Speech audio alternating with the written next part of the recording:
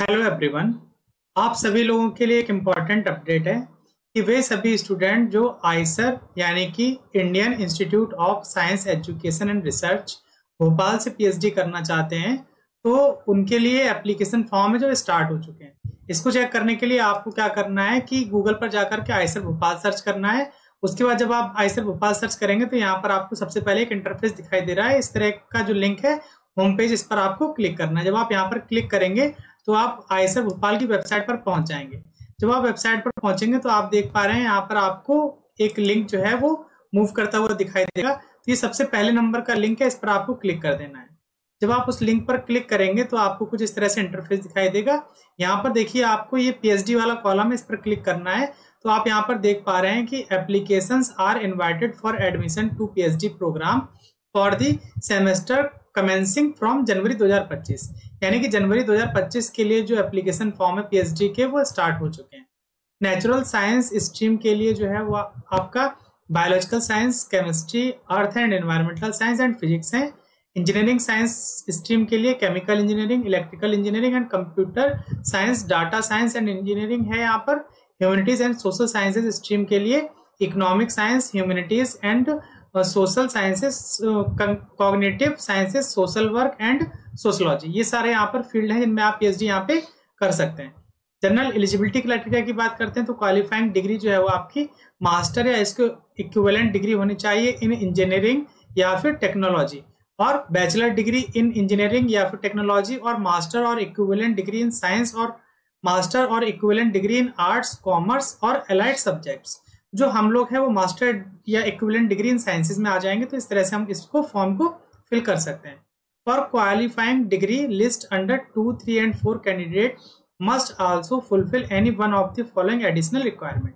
तो फर्स्ट को तो कोई प्रॉब्लम नहीं है, वो आसानी से इस फॉर्म को फिल कर सकते हैं। लेकिन जो सेकंड, थर्ड और फोर्थ कैंडिडेट हैं, जो यहाँ पे सेकंड हो गया, ये थर्ड हो गया, ये फोर्थ कैटेगरी के जो कैंडिडेट हैं, इनको ऊपर वाले रिक्वायरमेंट के साथ साथ में कुछ एडिशनल रिक्वायरमेंट भी है जो नीचे मेंशन की गई है।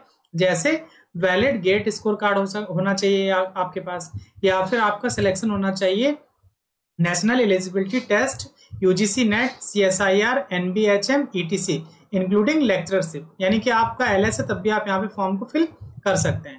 उसके अलावा selection through a national level examination conducted by MHRD और its agencies institution such as UGC, IIT, IISc, IISER, IIIT, ETC। अगर इनमें से कोई आपने एग्जाम क्वालिफाई किया हुआ है जो इनके द्वारा कंडक्ट कराया जाता है तब भी आप यहाँ पे एलिजिबल है।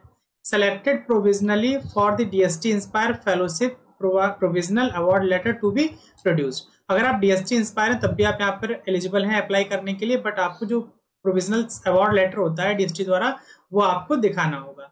Those with BTech from IIT और BSMS from IISER with CGPA या सीपीआई मोर देन 8 और 10 पॉइंट स्केल, तो आप यहाँ पर अप्लाई कर सकते हैं। In addition to general eligibility criteria, the applicants must also satisfy the eligibility criteria specified for the respective department। वो भी हम आगे डिस्कस करेंगे, डिपार्टमेंट वाइज भी कुछ क्राइटेरिया है वो भी यहाँ पर फुलफिल करना होगा। या मार्क्स या सीजीपीए या सीपीआई रिक्वायरमेंट की बात करते हैं क्वालिफाइंग डिग्री में, तो यहाँ पर मिनिमम 65% मार्क्स और सीजीपीए या सीपीआई जो है वो 7 on a 10 पॉइंट स्केल पर होना चाहिए। A relaxation of 10% of marks or equivalent relaxation of grade will be on B1 be allowed for candidate belonging to SC, ST, PWD category and 5% to the OBC, NCL, EWS। या non creamy layer कहें या फिर हम economically weak side जो लोग हैं उनके लिए बात करें तो 5% रिलैक्सेशन, और SC, ST और PWD के जो कैंडिडेट है उनके लिए 10% रिलैक्सेशन यहाँ पर दिया जा रहा है।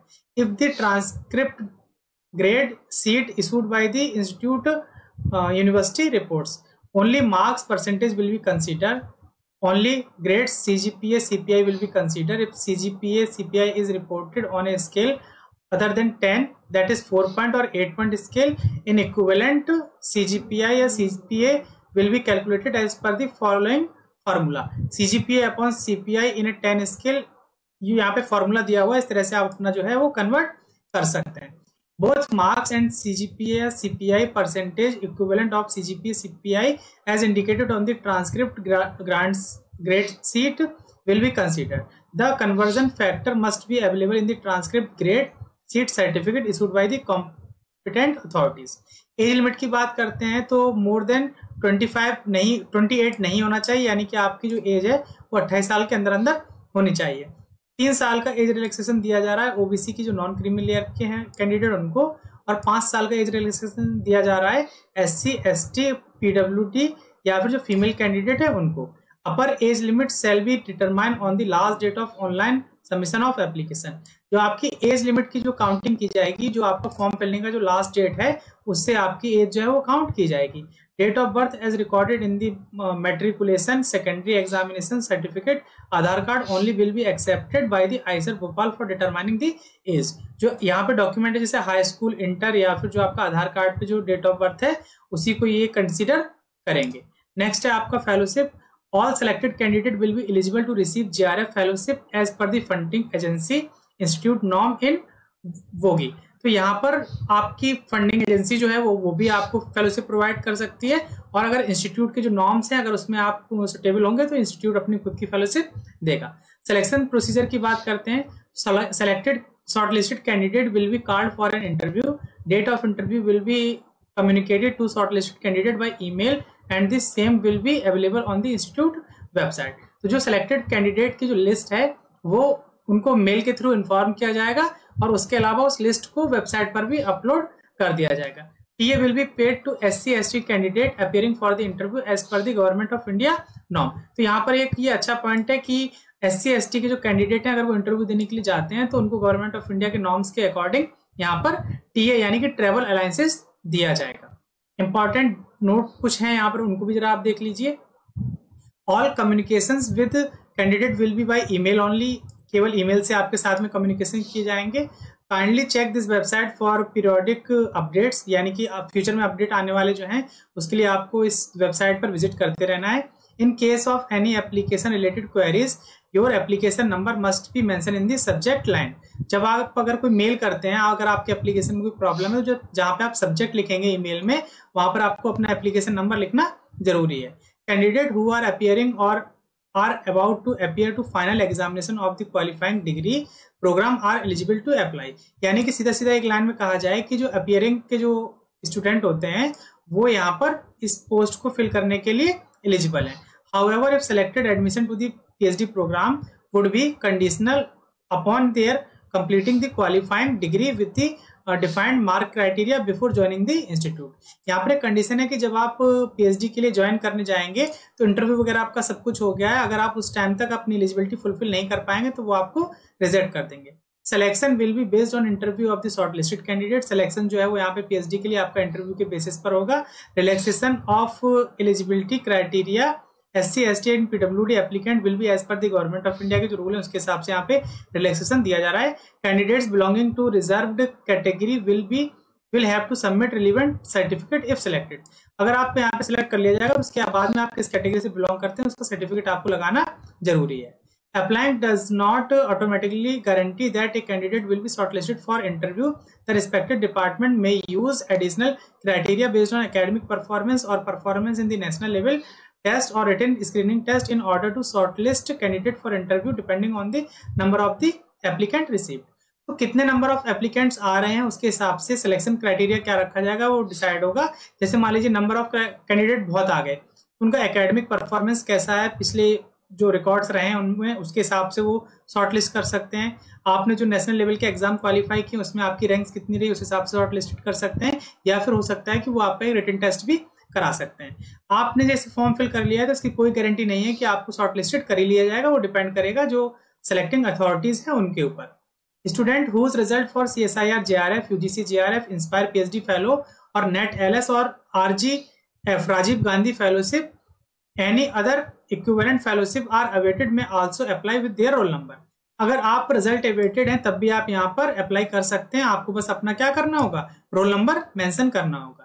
Such candidate may walk in for the interview provided they have qualified examination for any of the above fellowship before the interview date। यानी कि आपको ये जो ऊपर मेंशन की गई फेलोशिप अगर आप इसमें अपीयरिंग है तो आपको जब इंटरव्यू की डेट के लिए आएंगे उससे पहले आपको वो क्वालिफाई कर लेना होगा।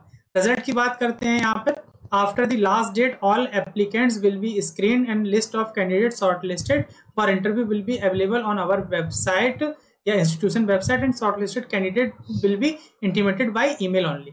जो आपका रिजल्ट है वो आपको ईमेल के थ्रू भेज दिया जाएगा। अब यहाँ पर देखिए कई सारे डिपार्टमेंट है और अप्लाई करने का लिंक दिया हुआ है, जैसे बायोलॉजिकल साइंसेज के लिए chemical sciences, chemical engineering, chemistry, data science and engineering, earth and environmental sciences, economic sciences, electrical engineering and computer science, humanities and social sciences, physics. तो आपको क्या करना है, यहाँ पर क्लिक कर देना है। जैसे आप क्लिक करेंगे कुछ इस तरह से लिंक खुलकर आ जाएगा। ये आपका बायोलॉजिकल साइंस के लिए हम बात करते हैं। Department of biological science offer research in the area of behavioural ecology, biochemistry, biophysics, cancer biology, cell and molecular biology, chemical biology, computational biology, epigenetic, evolution and molecular systematics, evolutionary biology, genomics. एक minute,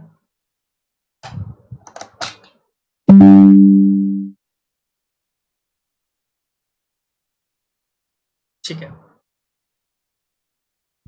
evolutionary biology, genomics, immunology, metagenomics, microbiology, neurobiology, plant cell and developmental biology, viral immunology या virology, ये सारे research area यहाँ पर रहने वाले हैं। अगर आप इंटरेस्टेड हैं तो आप यहाँ पर अप्लाई कर सकते हैं। एलिजिबिलिटी की बात की जाए, जो मैंने बोला था कि सब्जेक्ट की आप किसके लिए अप्लाई करेंगे, तो वहां पे एलिजिबिलिटी देखिए क्या मेंशन किया गया है। एमएससी, एमटेक या इक्विवेलेंट डिग्री होनी चाहिए रिलेवेंट डिसिप्लिन में विद मिनिमम ऑफ 65% मार्क्स, और अगर सीजीपीए या सीपीआई है तो 7 आउट ऑफ 10 पॉइंट स्केल पे। स्टूडेंट विद एमएससी, एमटेक और equivalent degree in a branch of physics, chemistry और mathematics can also apply provided they have an aptitude for research in biological sciences. तो यहाँ पर जो अलग सब्जेक्ट के student है वो भी अप्लाई कर सकते हैं, बस उन्हें ऐसा बताना होगा कि उनके पास में बायोलॉजिकल साइंसेज के लिए रिसर्च के लिए एप्टीट्यूड है। Exceptionally brilliant candidate with BTech, MBBS, MCA can also apply for the PhD program in biological sciences। तो वो लोग भी यहाँ पे अप्लाई कर सकते हैं। नोट में कुछ पॉइंट दिया हुआ है। Candidate at the time of interview must bring with them at least 1 letter of recommendation in a sealed envelope. Alternatively the recommendation letter can be directly mailed by the reference. यहाँ पे जो इनका admission bio PhD यहाँ पे दिया हुआ है Eicher, तो आप उसको वहां पर भेज भी सकते हैं इंटरव्यू से पहले, या फिर आपको क्या करना होगा, जब आप इंटरव्यू के लिए आएंगे तो आपको LOR जो है वो एक लिफाफे में लेकर के आना है। इंपॉर्टेंट डेट्स की बात करते हैं तो इस फॉर्म को फिल करने की जो लास्ट डेट है वो 14 अक्टूबर रखी गई है। Other relevant dates will be announce in the due course of the time. तो आज जो और इंपॉर्टेंट डेट्स हैं वो आपको समय पर दिया जाता रहेगा। अगर आपको कोई भी प्रॉब्लम्स होती है तो यहाँ पर इन्होंने क्वेरी के लिए ईमेल आईडी दिया हुआ है, आप केवल ईमेल करके अपनी क्वेरी को रिजॉल्व कर सकते हैं। और सब्जेक्ट में आपको जो अपना उन्होंने नंबर बताया था वो नंबर डालना जरूरी है। फोन कॉल को एंटरटेन नहीं किया जाएगा, ठीक है। ये हो गया हमारा इंपॉर्टेंट पॉइंट। आपको कैसे वहां पर पहुंचना है वो रूट मैप यहाँ पर दिया हुआ है। हॉस्टल नियर कैंपस क्या क्या फैसिलिटीज है वो सब यहाँ पे डाउनलोड करके आप चेक कर सकते हैं। अगर ये वीडियो आपको पसंद आया तो इसे लाइक करिए। अगर अभी तक आपने चैनल को सब्सक्राइब नहीं किया हुआ है तो चैनल को सब्सक्राइब कर लीजिए, ताकि आने वाले वीडियोस की नोटिफिकेशंस जो है वो आपको मिलते रहे। अब आप देखिए कैसे आपको अप्लाई करना है। तो यहाँ पर आपको क्या करना है, क्लिक हियर पर क्लिक कर देना है। जैसे आप क्लिक हियर पर क्लिक करेंगे तो यहाँ पर देखिए पोर्टल खुलकर आ गया है। आपको क्या करना है, अप्लाई नाउ पर क्लिक करना है। अप्लाई नाउ पर क्लिक करेंगे तो आप यहाँ पर अपना सबसे पहले न्यू यूजर रजिस्ट्रेशन करके आप अपना रजिस्ट्रेशन कर लेंगे, और रजिस्ट्रेशन करने के बाद में आप अपना एप्लीकेशन फॉर्म को कंप्लीट कर सकते हैं। अगर आपको इसमें कोई भी प्रॉब्लम होगी तो आप हमारे टेलीग्राम ग्रुप पर मैसेज करके पूछ लीजिएगा। ग्रुप का लिंक जो है वो वीडियो के डिस्क्रिप्शन में दिया हुआ है। तो अब हम जल्दी मिलेंगे किसी नए अपडेट के साथ में, तब तक के लिए हमारे साथ जुड़े रहिए। धन्यवाद।